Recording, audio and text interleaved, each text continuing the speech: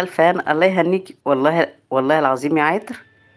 بص يا عطر، احنا لما كنا في السعوديه، في حد ابن حلال عزمنا على وجبه بيك. تمام.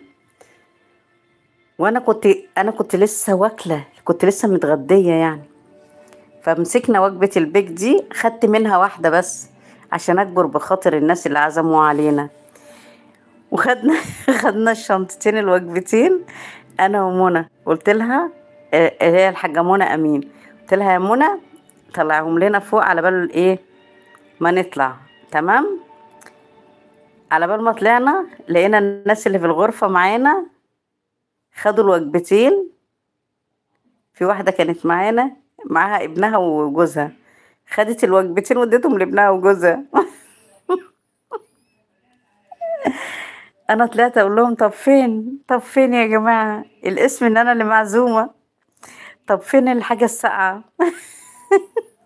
طب ادوني واحدة الكنز طيب، بلاش البيك، مع انه حقي، مع انه حقي، فماليش دعوة. عايزة تعزم